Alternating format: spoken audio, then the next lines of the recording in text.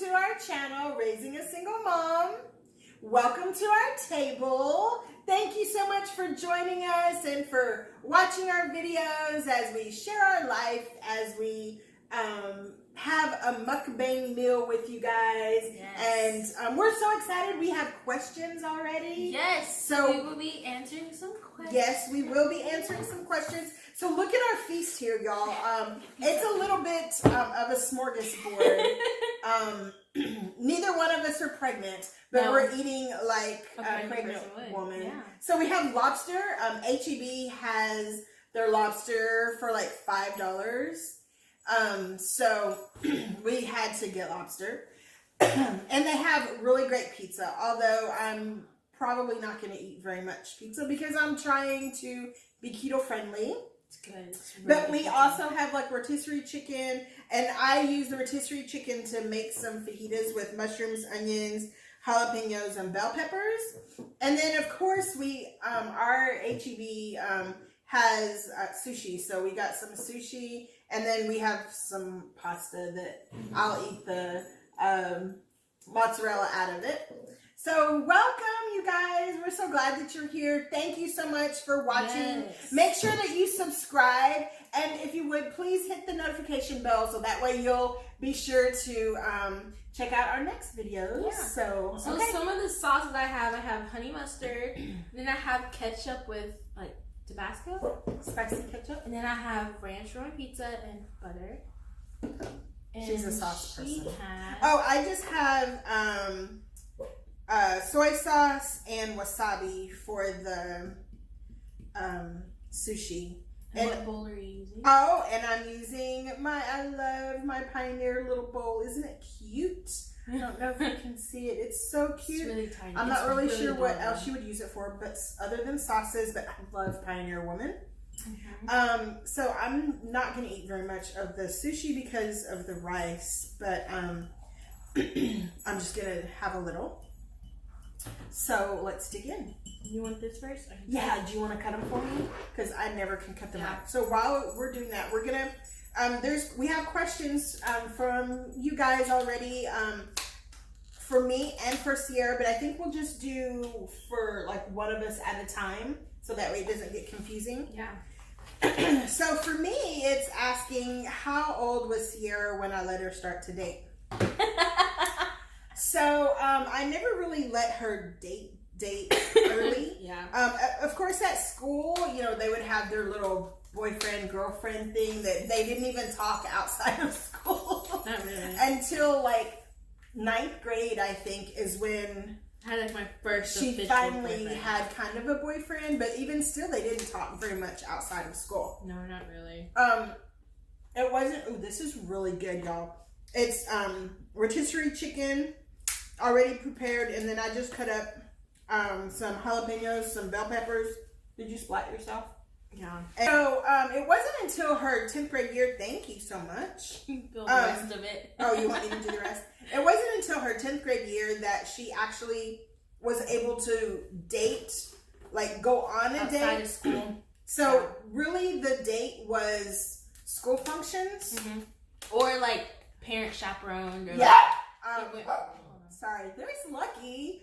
If it wasn't a school event, then I chaperoned. And the reason I didn't really let her do too much with other people's parents, because if I didn't know them, because I can't control other people's parenting, but I can control what happens around me. So if they wanted to do anything, then, of course, I would just say, okay, sure, great. Y'all want to go to the movies? I'm taking you. So that's kind of 10th grade year is when that really started happening. And she wasn't able to car date by herself. It didn't really happen until like her senior year. The boy that she dated, I kind of had to read them the right act because, there wasn't a father around, and they all knew pretty much that she, it was a single parent situation. Mm-hmm. So I would make it very clear what my expectations were. And I mean, sometimes I probably did come off a little mean, But I wanted those boys to be afraid of me. It was the dad in you. Yeah, it was the dad in me. So I wanted them to be afraid, very afraid. Did that embarrass you when I was mean to your potential suitors? Sometimes it did. Just because they would be like, "Ooh, your mom's mean," or "Your mom's hard." I'm like, no, she's just protective. So I think sometimes it did, but then sometimes it didn't. And you were always right. So it worked out in the end. Another question we were asked is, how old was she when I let her wear makeup? Ooh. So I never fully wore. So 8th grade, I did like a little face powder, but I didn't fully start wearing makeup. You know, I would wear makeup to like special functions, but just everyday school, I didn't start wearing makeup to like freshman year. Yeah, and even now, like she doesn't. I hardly wear makeup. I love buying it, but I hardly ever look at it. Well, and one thing too, when she was little, we'd have that play makeup, and I would catch her with like, blue eyeshadow or whatever, that play makeup stuff, and I thought it was cute and funny. But then I would tell her like, "Hey, you're not old enough." Yeah. And what I told her was that what she could do first was a little bit of mascara, and then a little bit of like lip gloss, and then as she got older. She never really did mascara because she would freak out when she saw the wand coming. It still freaks me out this day. Coming at her. She still doesn't wear very much mascara, but she has long eyelashes, so that was kind of the progression. Is if she wanted to do anything, 8th grade she could do lip gloss and mascara, and then for like special events, like for her quinceañera, of course I did full on makeup. Yeah. Which she was hating because she was like, "Oh, I don't like it. I just don't like it." Yeah. Sometimes. But after that, like now she doesn't wear eyeliner on the regular, so I don't think you're a typical girl in that sense. Sometimes I'm like, "Oh, let's wear makeup." Like sometimes I wear makeup to school. You're dressed. Yeah. Oh, thank you. To like work or like church and things. Sometimes I will, sometimes I'm just like, I just don't feel like it. So it just depends on what mood I'm in, to be honest. But I think the thing of it is that you have to have these conversations, dating, sex, makeup.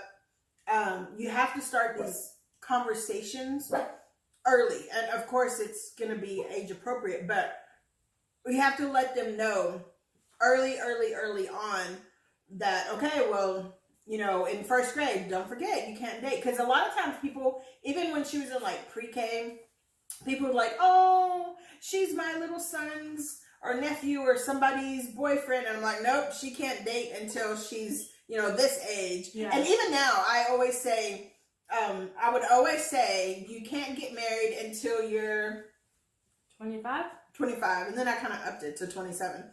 And of course, I'm not going to prevent her to get married if she gets married before 25, but I don't want her to have that mindset of, oh, let me get married young. And so even as a preschool kid, when parents would say, "Oh, she can be my so-and-so's little boyfriend or girlfriend," and I'm like, no, she can't date. And we'd have these conversations even at 3, 4, 5, not that she really got it, but I just always reinforced. And like when my parents would buy her the little plain makeup and we put it on her, and I'm like, okay, but when you get to be a big girl, you can't start wearing makeup until you're 8th grade, and you can only wear lip gloss and mascara and that kind of thing. So it's just the reinforcing early on of what your expectations are before it happens and before it becomes a conflict.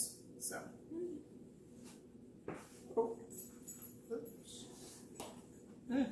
this is good. Your dog is eating. So on the way home, the pizza fell. So all the green olives fell off, which is okay. I had a panic attack because it was still so warm and so fragile. How has being an educator helped me succeed as a single mother? Well, I think the biggest thing is that I would see all the kids that I didn't want her to be like. And I hope that doesn't sound bad at all. Because as parents, I truly believe that every parent just does the best that they can. But I would see the behaviors that I didn't want her to have, and even the behaviors in some parents that I didn't want to exhibit. Yeah. And then I just watched, like, my secretary. I would watch how she interacted with her kids and other teachers on campus, how they treated their children. And then, as I mentioned before, I would just ask the parents of successful kids, like, you know, what do you do in this situation? What do you do in that situation? And I would say, you know, I would even ask the kids, like, how does your parents handle this? And then I did notice that some kids in their senior year would say stuff like, oh, I can't wait till I graduate so I can get out of my parents' house. I would ask them, well, why do you want to leave so bad? And they would say that, you know, the parents didn't understand them, the parents don't get them, or their parents is too strict. So then I started talking to the strict parents and saying, well, how is that successful with y'all? And the big thing of it is that it's about the conversations that you have. You just don't one day wake up and start being super, super strict. You start it early and laying out that foundation. Yeah. Because I think if I would have been super, super strict, I am, and I was super, super strict. But I think if I had been very lenient and then one day super strict, I'd be like, what are you doing? Mm-hmm. I get that, yeah. Well, and then there's times that, you know, they have friends that you don't like, or maybe a boy that they like that you don't agree with. Yeah. And so I never really said, I want you to break up with this person. But I would just talk to her about different things that I would see and point things out to her in a way that I wasn't pointing out too much, even though sometimes I think I was. But just when I saw something, just be like, oh, wow. And I would use my parents as an example because my parents are still married. Yeah. And I would say, wow, what if Papa did that to Nana? What would you think? And then she'd be like, oh, no. And then I'd be like, oh. So if it's not okay for Nana and Papa, and then she would get it. And I wouldn't have to tell it to her. She would get it on her own. Yeah. And not saying that I made all the best choices and that she made all the best choices, but that's just what worked for us. Was there any time that you felt like I was extra over? I mean, be honest, it's okay. I mean, I feel like, you know, when you're like a teenage girl and you're in the moment and you're madly, quote unquote, madly in love with the guy, then everything you say was, oh, Mom, you're being so harsh, and oh, Mom, you're being dramatic, and oh, Mom, you're being this.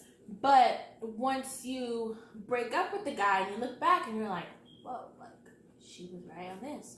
She was right on that. She was right on this. So then now it's like, yeah.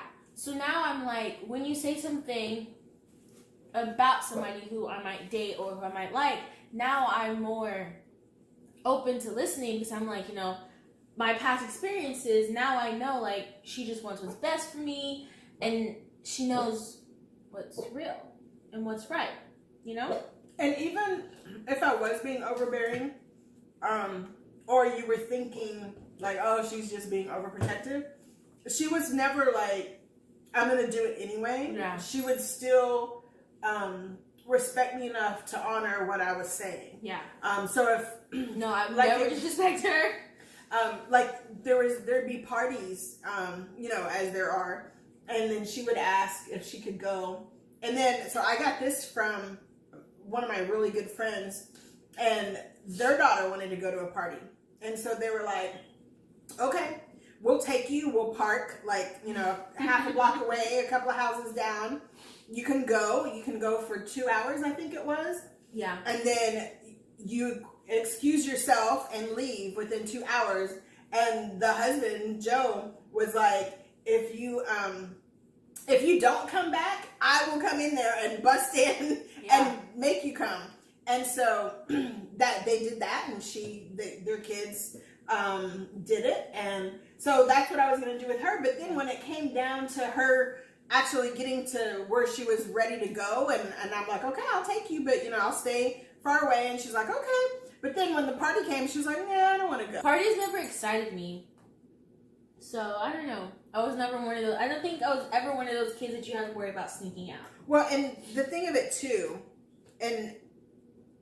is that I took her to a lot of places. So, like, concerts, if there was any concert that I knew she liked the music, I would just buy the tickets and surprise. I'm like, get ready, fix your hair cute, wear some comfortable shoes.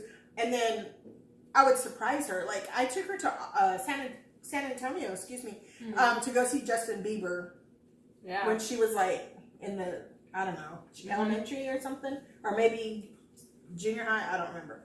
And it was amazing. And so she's like, "Where are we going?" And my mom was in town, so my mom knew about it. And so my mom didn't go, but she stayed at the hotel. And so when we got to the hotel, she was like, "What's going on? What are you doing?"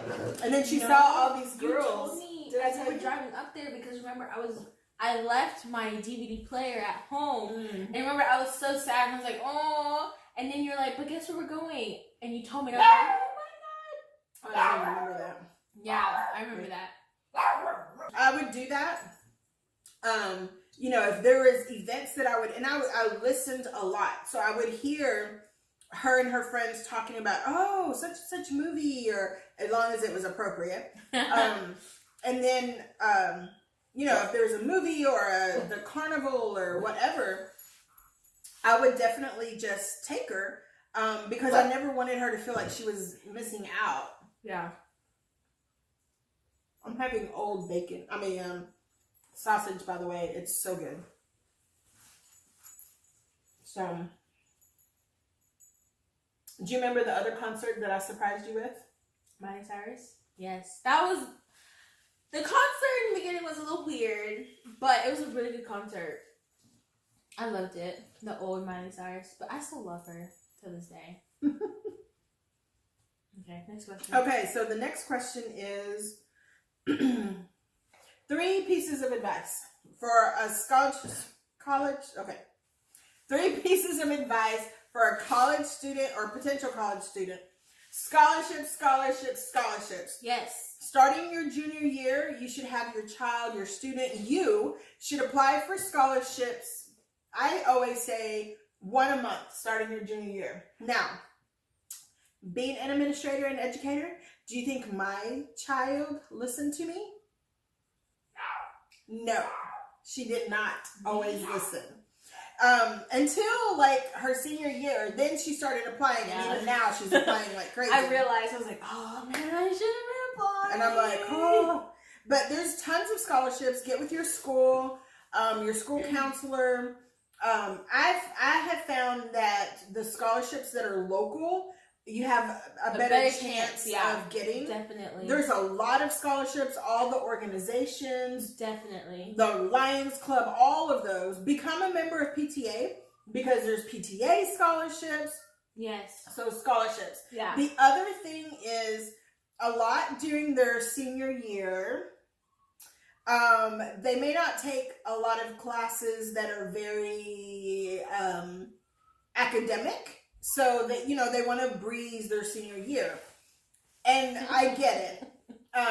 But the thing of it is that college is so different than high school. Yeah. And one thing I always say is that your professors are brilliant in their field, but not all professors have had teaching courses that teach them how to be a teacher. Yes. And there's nothing wrong with that, because when you get your PhD, which I'm doing right now, I'm getting my doctorate.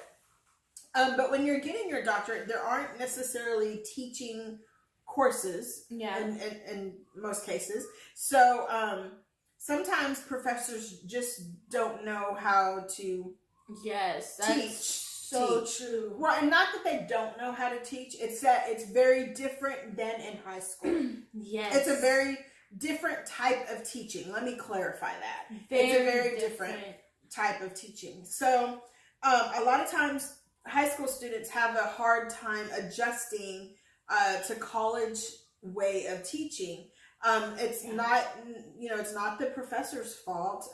We have to do a better job of preparing our students for college academically, that they learn their study skills, learn how to take notes, that kind of thing. And the rigor, not that rigor in high school isn't as strong, but like your senior year, if you're taking a bunch of easy classes, the rigor may not be, you may not be as used to the rigor of in college. Yeah. So, and one thing I always tell her is, even if you don't have homework, you still study. Like you need to study.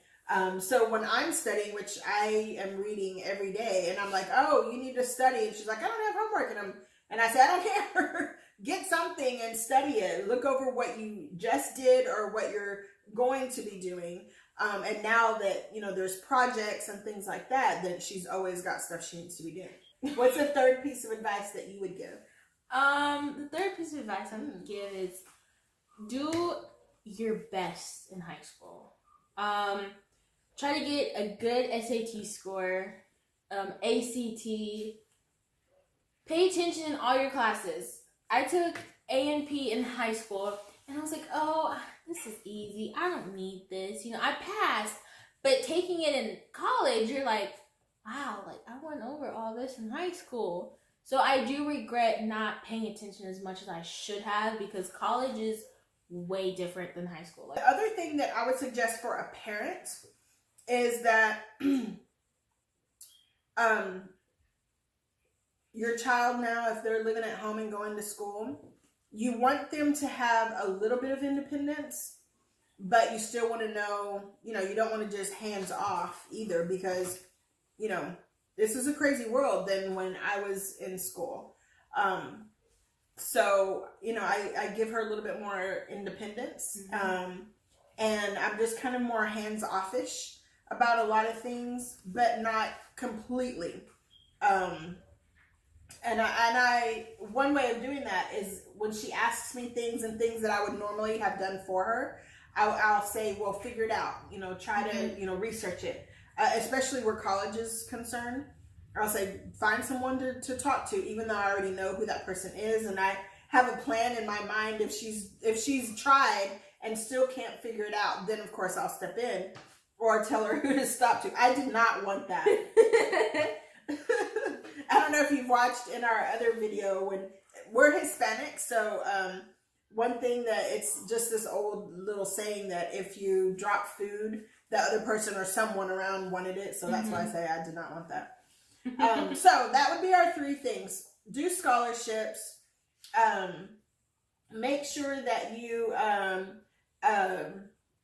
study and be up to par on rigor. And then the third thing is kind of give them a little bit of independence, but still have that life preserve attached to them. But let them swim out in that shark-infested water. I don't know, I just came up with that. But still where you're holding on to it so you can reel them back if you need to. The question was, what is our ethnicity? So we're Hispanic. I'm Mexican and Puerto Rican. And I'm Mexican, Puerto Rican, Black, and Cherokee Indian. So she's a hodgepodge. She's the American dream. She's the hodgepodge of everything. Of everything, yes. Okay, you want another question? That was all of them. Oh, that was? For me. So do you want to do one for me? Okay. So my question is, how do you deal with toxic or fake friendships? That's a tough question.